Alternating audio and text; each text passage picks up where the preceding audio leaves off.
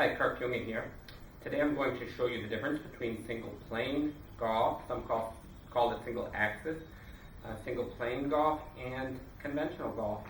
I got many questions recently due to some of the Mo Norman videos that I posted on YouTube, and I also have some videos on how to perform the single plane swing, and basic questions are such as, can I get as much speed with the single plane swing as I can with conventional swing? Why is it easier? Many people rip the method as saying, oh, it's too strange and uncomfortable. They just don't understand the simplicity of the motion. And I'm going to try to explain it to you very simply what the main differences are. And it is simply the setup position in the single plane swing has the golf club on the same plane at address and at impact. In the conventional golf swing, you're taught to set up with your arms hanging from your shoulders, almost vertical, straight down, some with the driver a little bit farther away from the ball.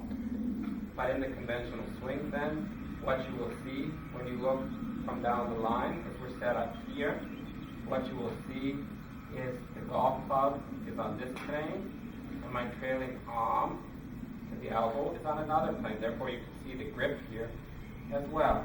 You can see this angle. At impact in the conventional swing, the golfer is in a position similar to this. So that now the club is here on the same plane as the trailing arm. So you can see it changes from here. Some are set up this way. The impact is this way. So you can see how the club has changed planes from setup to impact. In the single plane swing, basically, we're going to set up on the impact plane. So that now what you see is the golf club and the trailing arm are set up on the same plane. You will not see the grip here when you look at this angle, and then the swing is basically set up and impact on the same plane. So the swing goes from here to here. It's very simple, in that case, simple to repeat, here to there. As opposed to here, here to there. To illustrate this, I will show you here. I put a ball here on the side of the wall. You could use a chair, the corner of a chair, or anything that's above the ground, the couch, the corner of the couch, so that you get a feel for the distance. And basically try the experiment which I'm going to show you. You get in your normal conventional setup. You have the angle here between the club shaft and the trailing arm, and then keeping that angle, so the angle remains the same.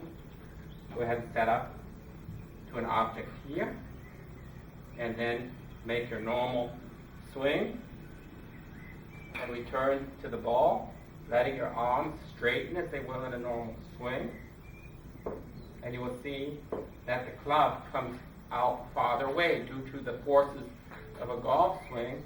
It straightens this angle. You could have a friend take the club and pull it, and you'll see that's the force that's happening in the swing, is the club and the weight of the club and speed pulls this angle straight. And so what you need to do in the conventional swing, therefore, is to accommodate this angle somehow. Turning your body, pulling away. There's a lot of ways to accomplish this.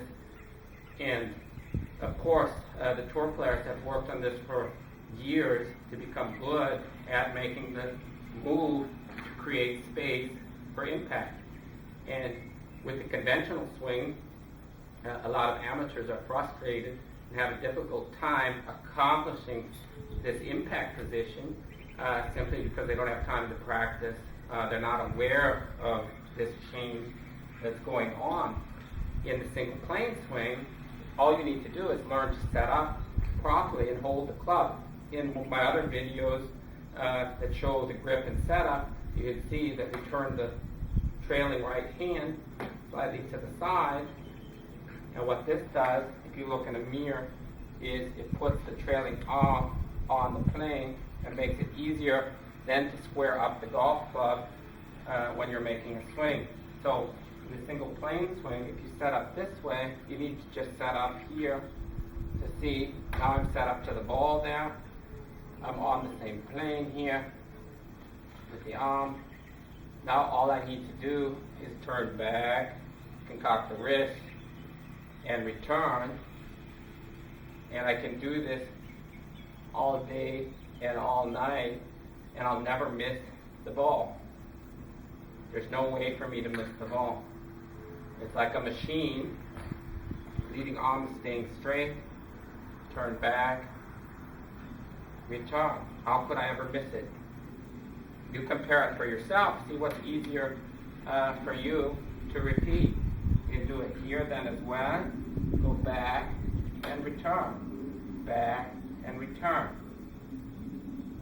Back and return. Of course, doing this, I can create as much or more speed in making this motion. I have no need to be pulling away from the ball at impact. And if you compare the two here, if I'm cocking the wrist and let the arms extend, I have to account for that. It's much, much more difficult in that case to repeat the swing.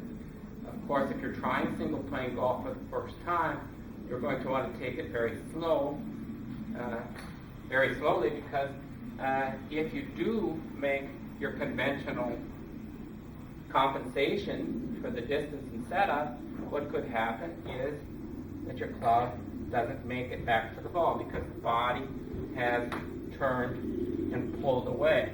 So if you take it slowly and make some slow motion swings back to the ball first without hitting it, it becomes quite a bit easier. If you tee up a ball with your driver and make some swings here, slowly, and come back, see that you can come back to the ball, and then speed it up a little bit, hitting some balls, you'll see that it's quite doable with a little bit of practice.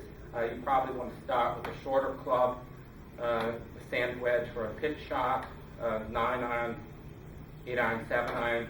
It's a little bit easier to get it at first, but single plane is definitely an easier way for most people to hit a golf ball. For those that have played golf for 30 or 40 years, as I did when I changed, I had played golf for 30 years, and I still was able to change quite quickly, competing in professional events, and I did quite well a number of times, and was fortunate enough to win one day PGA tournament. And so go ahead and give this a try. If you have any questions or comments, pop it down in the comments box for me. If you like the video, feel free to subscribe, and there'll be more videos such as this with instructions coming out in the near future. Also on my website, www.learninggolf.tv. It's in development still. I'm working on getting the videos more advanced and informative videos on there for the paying subscribers. But I'm committed to also for the YouTube channel to put as much information out there as possible. Again, any questions, feel free to comment, and good luck. Here at the end, you will see a couple of driver swings. The first one, a conventional swing. You can notice the angle of the shaft of the club versus the trailing right arm. And then the single plane swing, you will see that there is no angle between the trailing arm and the shaft of the club, that the trailing arm is on the same plane at impact and address. So the first ball I'm going to hit conventionally, and then following I'm going to hit the second one with a single plane swing.